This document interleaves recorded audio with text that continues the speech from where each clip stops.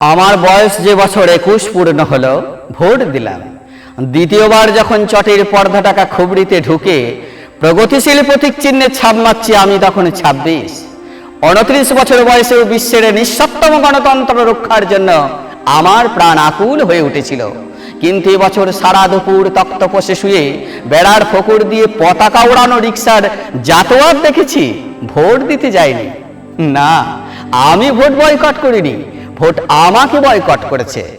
কারণ আমার বয়স এখন 31। 30-এর পর আর কোনো সরকারি চাকরি পাওয়া যায় না। তাই যে সরকার আমাকে চাকরি দেবে না, সেই সরকার গঠনের জন্য আমার গায়ে পুলক লাগে, চোখে ঘনায় ঘোর, এমন তো আশা করা যায় না। বিশেষ বিশেষ ক্ষেত্রে অবশ্য বয়স 5 বছর শিথিলযোগ্য, কিন্তু আমার ক্ষেত্রে সেই বিশেষ কারণ বিশেষভাবেই অনুপস্থিত। অগত্যা সরকারি চাকরি পাওয়ার একটা রাস্তা খোলা আছে, সার্টিফিকেট জাল করে বয়স কমিয়ে ফেলা। কিন্তু হে নন্দিত নেতৃবৃন্দ, আমার চোখের ওপর আপনাদের অনির্বচনীয় লীলাময় জীবন খোলা আছে, তবু জালিয়াত হতে পারবো না। আমার বাবা সৎ ছিলেন। এই গঞ্জির বাজারে নেড়া ছাতিম তলায় কাঁচা পাকা চুলে পুরো কাঁচের চশমা চোখে যে বৃদ্ধটি মান ধাত্তার আমলে টাইপরাইটারে আমার এবং আমার মতো শত শত চাকরি প্রার্থী এবং ভোটদাতা অর্থাৎ আপনাদের পরমান্নদাতা যুবকের হাজার হাজার দরখাস্ত টাইপ করে দিতেন, একদিন ভোর দুপুরে তার বুকের বাঁ দিকের লজ্জার টাইপ মেশিনটা বিগড়ে গেল। সেই ফাঁকা জায়গায় আমি কলা নিয়ে বসে পড়লাম।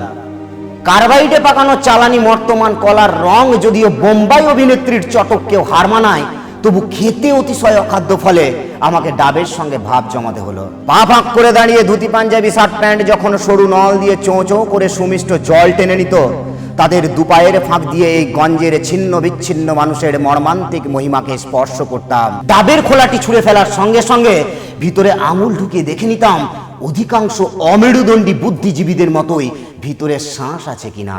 তারপর চিরুনি, ব্লাউজ, ধূপকাঠি, তরমুজ, চাল, হুঁশিয়ারি মাল এবং ধূর্ত নেতা পুত্রমন্ত্রী হওয়ার জন্য যত বড় স্বপ্ন দেখে, ঠিক সেই আয়তনের মিষ্টি কুমড়ো অর্থাৎ একের পর এক বহুমুখী বাণিজ্য বিস্তারে আমি বিড়লাকেও ছাড়িয়ে গেলাম, কিন্তু বিড়ালের ভাগ্যে শিকে ছিল না।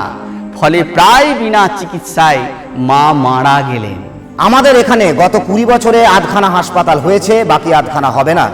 কারণ প্রধান রাজনৈতিক দলের নেতারা অধিকাংশ ডাক্তার এবং তাদের নার্সিংহোম আছে। রোজ ভোর 4টে উঠে আমি যখন বস্তির গণতান্ত্রিক খাটা পায়খানায় লাইন দিতাম, আমার মা নিজে হাতে দেওয়া খুঁটি জ্বালিয়ে চা করে দিতেন।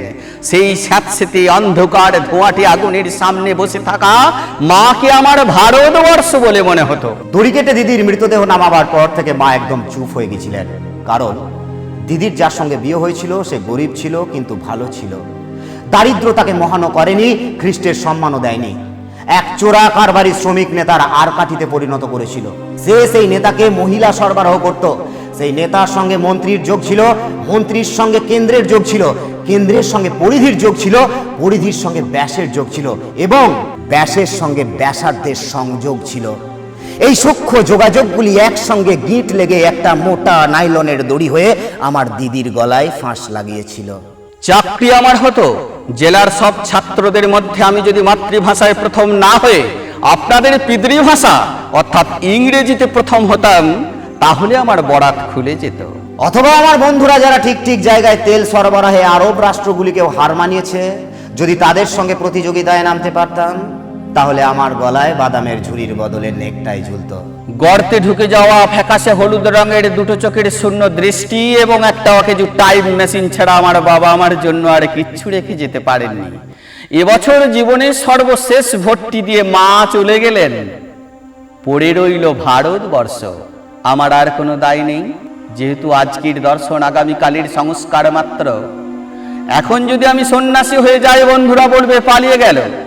বিদেশি টাকায় পুষ্ট যে সমস্ত তথাকথিত জনসেবা প্রতিষ্ঠান আছে, সেখানে যদি ভাতের জন্য ঢুকে পড়ি, তাহলে বলবে বেটা গুপ্তচর। যদি আত্মহত্যা করি, তাহলে বলবে কাপুরুষ। আর যদি সোজাসুজি প্রতিবাদ করি, তাহলে আপনারা রাজনৈতিক ক্ষমতার নৈশ প্রহরীরা কালো টাকার কুমিরদের অন্ধকার পাড়ায় মাঝরাতে ঢুকে নকশাল নকশাল বলে ঘেউ ঘেউ করে জাগিয়ে দেবেন। আর অবস্থা তেমন তেমন বেগতিক দেখলে আপনাদের সঙ্গে রাশিয়া আমেরিকাও যোগ দেবে। এতদিন চাকরি খুঁজেছি, পাইনি। এবার ভাবছি আমরাই আপনাদের চাকরি দেব। আমরা যারা বেকার, আধা বেকার, ভবঘুরে, পাউন্ডুলে, ভিকিরি, যাদের জমি নেই কিন্তু জমিতে খাটে, বাড়ি বানায় কিন্তু বাড়ি নেই, যারা শহরে আলো জ্বালে কিন্তু যাদের কুপিতে তেল নেই, যারা কারখানা বানায় কিন্তু কারখানা যাদের রাস্তা করে চালান করে দেয়, যারা কোনোদিন একটা ভালো জামা পরেনি, শরবত খায়নি, যারা বেড়াতে গিয়ে পর্বতমালার স্তব্ধ নিরাশক্তি ও মহত্বকে স্পর্শ করেনি, যারা জন্মায় আর খাটে, খাটে আর মরে, যারা পিঁপড়ের মতো, পোকামাকড়ের মতো, শীত ও রাত্রি ঝরা পাতার মতো সেই সব নিরক্ষর নগণ্য কুঁজো অবজ্ঞাত করুন, যাদের দেখার জন্য এবং ঠকাবার জন্য আপনারা বিরাট মঞ্চে উঠে দাঁড়ান। যারা আগামী দিনের ভারতবর্ষের গোটা পৃথিবীর এবং এই সৌরজগতের মালিক, আমি তাদেরই একজন হয়ে এই জংশন স্টেশনে বাদাম বেচে যাচ্ছি।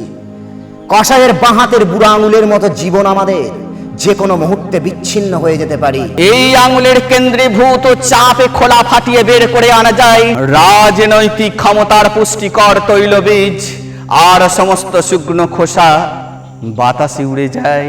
বাতাসের সঙ্গে আকাশ স্পর্শ করে মানুষের অনন্ত ঘৃণার আগুন। সেই আগুনের পাশে বসে আছেন আমার মা, আমার দেশ ও জননী। না, বিপ্লব শব্দটা শুনলেই আপনাদের মতো আমার কম্প দিয়ে জ্বর আসে না। বন্ধুরা, ভিডিওটি মণিভূষণ ভট্টাচার্যের বেকারের চিঠি কবিতা থেকে। যদি ভিডিওটা ভালো লাগে অবশ্যই একটা লাইক দেবেন, সকল বন্ধুদের সঙ্গে শেয়ার করুন। যদি চ্যানেলে নতুন হয়ে থাকেন চ্যানেলটা সাবস্ক্রাইব করে সঙ্গে থাকুন। দেখা হচ্ছে পরের ভিডিওতে।